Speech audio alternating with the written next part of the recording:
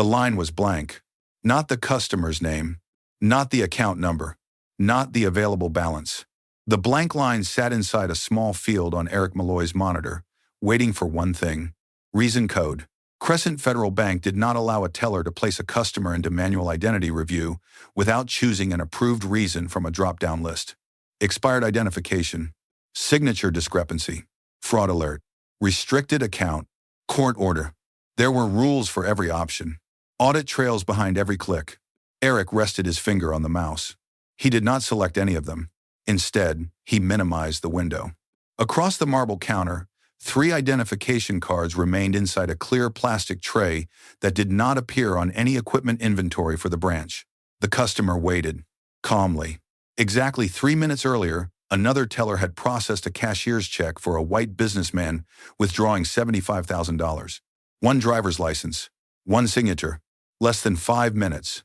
No supervisor, no additional questions, no manual review, no plastic tray. The difference between the 2 transactions had already begun, long before anyone spoke loudly enough for another customer to notice. Alana Brooks had taken the morning off for one reason. Her daughter, Nia, would perform that afternoon before leaving for a summer cello academy in Salzburg. For 6 years, Alana had quietly added money to a savings account dedicated to that dream. Today, she planned to convert $50,000 into a cashier's check and place it inside a card waiting in the leather folder beside her purse. Nothing about the morning required special treatment. She had parked her sedan outside the West Haven flagship branch just after opening. She wore a navy blazer, comfortable shoes, and a simple gold ring that had belonged to her mother. Her employee identification badge stayed inside her tote. The badge showed only her name. No title. That was intentional. She wanted one ordinary banking experience. Nothing more. Eric looked from the withdrawal request to Alana's face. Then back to the request. That's a significant amount. It is. I'll need another form of identification. She handed him her passport. He studied every page longer than necessary. I'll need one more. She removed her employee badge. Only her photograph and name appeared beneath the Crescent Federal logo. Eric tapped the plastic card against the counter. This badge looks recently issued. It was renewed last year. He placed all 3 forms of identification into the clear plastic tray. He did not return them. Alana folded her hands together. May I ask which policy requires a 3rd identification document for this transaction? It's teller discretion. Does that discretion appear on the customer record? Eric ignored the question. Instead, he stood. I'll verify your signature. He disappeared through a door behind the teller stations. The branch continued moving around her. A retired couple discussed a certificate of deposit with another employee. Someone fed loose change into the coin machine near the entrance. A father helped his son count rolled quarters at a writing desk. Normal service continued everywhere except window 4. Senior lobby officer Curtis Bell watched from his assigned position near the cash services area. He recognized Alana immediately. He had attended enough annual meetings to know exactly who she was. For the briefest moment, their eyes met. Alana gave the smallest shake of her head. Not now. Curtis understood. He reached into his jacket and opened the duplicate shift ledger he had carried for years. Not because policy required it, because experience had taught him that sometimes the official record ended before the truth did. He noted the time. Nothing else. Not yet. Eric returned carrying nothing. I'm having trouble matching your signature. I'd be happy to sign again. That won't be necessary. May I see the signature image you're comparing it to? I can't show internal records. Then please let me complete another signature. He remained standing. I'm also seeing a temporary review indicator on your account. Alana looked at him without changing her expression. What is the indicator code? It doesn't display codes to customers. Does it display one to you? Eric hesitated. Only for a heartbeat. Then he looked away. I'm going to ask where these funds came from. My savings account. I mean before that. They've remained in this account for years. He leaned closer. And what is the purpose of withdrawing this amount today? My personal finances aren't part of the authentication process. The silence between them lasted only a few seconds. It was long enough for another customer nearby, Marisol Vega, to glance toward window 4 after noticing that the businessman ahead of Alana had answered none of those same questions. Curtis wrote a second line in the ledger. Additional identity review continues. Reason not stated. By noon, the complaint had already entered 2 different systems. One was official. The other was not. The official version began with a service deferral notice entered by Eric Malloy at 11:43. It described the transaction as a routine identity concern. The unofficial version began 7 minutes earlier in Curtis Bell's duplicate shift ledger. It described 3 forms of identification: no stated policy code, a refused signature comparison, and a temporary account indicator that did not appear on the customer screen. Only one of those records had been created while Alana Brooks was still standing at window 4. That difference mattered. Alana left the branch without the cashier's check. She did not ask for a manager in the lobby. She did not display her title. She did not correct Eric when he returned her identification and said the account would remain under review. She asked only 4 questions. What is your full name? What is your employee number? Who authorized the review? What is the complaint reference? Eric gave his name. He refused the employee number. He said the branch manager had approved the review. He said no complaint existed because no complaint had been filed. Alana placed the unsigned service notice inside her leather folder. Then she walked outside and submitted one through the bank's executive ethics portal.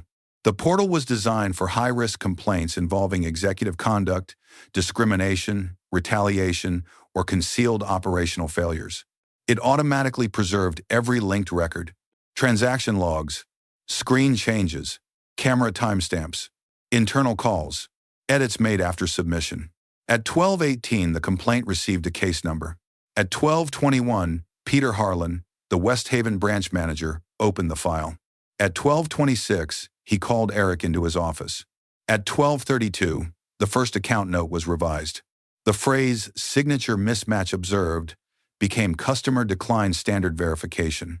At 12:38, the temporary review indicator was added to the account history. The timestamp remained visible. It showed the indicator had been created after Alana had already left the branch. Peter did not know the ethics portal preserved earlier versions automatically. Curtis did. He had seen the system used during a prior audit. That afternoon, compliance requested all branch records connected to the transaction. Peter responded with a short statement. The customer had become resistant. The teller had exercised professional judgment. The review had been necessary to protect the image and security of the property. The language sounded careful. It also sounded familiar. Marisol Vega heard part of it when she returned to the branch the next morning. She had spent the previous night deciding whether what she saw was serious enough to report. She was a freelance software trainer. The branch handled the business account she used to pay contractors. Losing access would create problems she could not afford. Still, she asked for a witness form. Peter came out personally. There may have been context you didn't hear, he said. Then the camera will show it. We try not to involve customers in internal personnel matters. I'm not reporting personnel. I'm reporting what happened at the counter. Peter offered to take a verbal statement. Marisol declined. She requested the written form, a receipt number, and the name of the person who would receive it. Curtis stood 10 feet away. He did not smile. He quietly removed one blank witness form from a locked drawer and placed it on the information desk. Marisol completed it in blue ink. She included the time, the amount processed for the customer before Alana, the single identification document that customer had presented, the 3 documents requested from Alana. She signed every page. Before leaving, she photographed the receipt number. That afternoon, Curtis received a secure request from compliance. Not from Peter. Not from regional operations.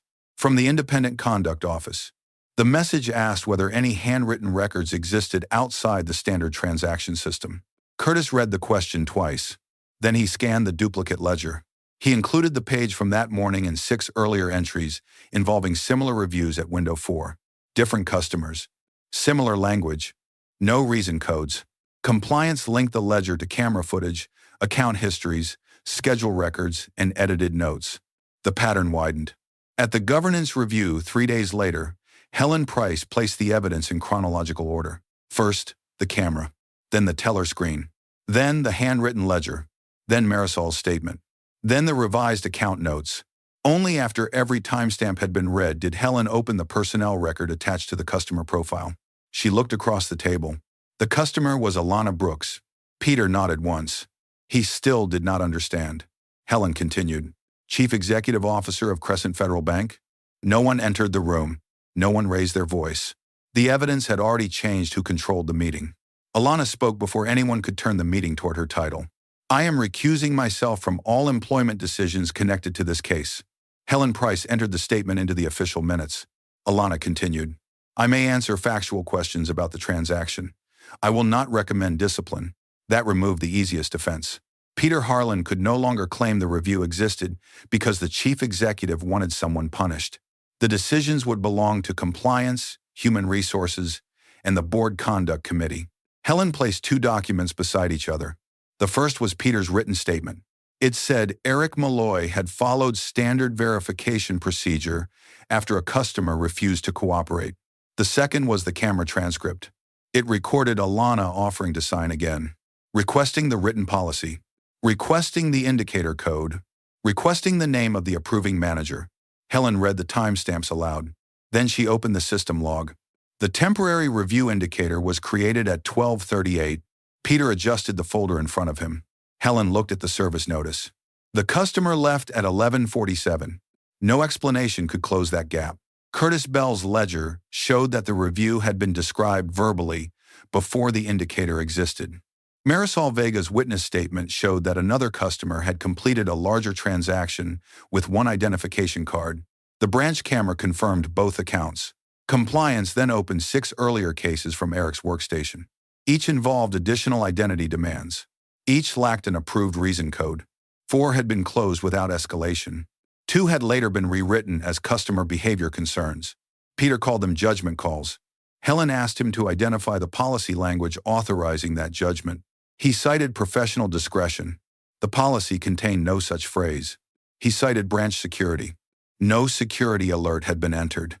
He cited concern for the institution's image. That language appeared nowhere in the operating manual. It appeared 3 times in his internal emails. One message instructed Eric to document difficult customers in a way that would support later review. Another advised staff to avoid language that might trigger compliance. The committee recessed for 20 minutes. When it returned, the decisions were read into the record. Eric's employment was terminated for falsifying account history, bypassing identity controls, and applying unsupported verification standards. His access to customer systems was revoked before the meeting ended. The findings were added to his professional conduct file and referred to the appropriate banking oversight office. Peter was removed from branch leadership immediately. His authority to approve customer restrictions, employee evaluations, and account reviews was disabled that afternoon. The later investigation confirmed that he had directed staff to revise notes, discouraged formal witness statements, and allowed unsupported screening practices to continue after repeated warning signs. His employment was terminated for supervisory misconduct and attempted concealment of control failures. The bank documented that the action was based on the evidence trail, not on the identity of the customer. 2 employees who had witnessed earlier incidents but remained silent received written discipline, mandatory ethics review, and temporary removal from customer verification duties. Their consequences were real, but they were not treated as equal to those of the people who created and protected the practice. Curtis received protected witness status.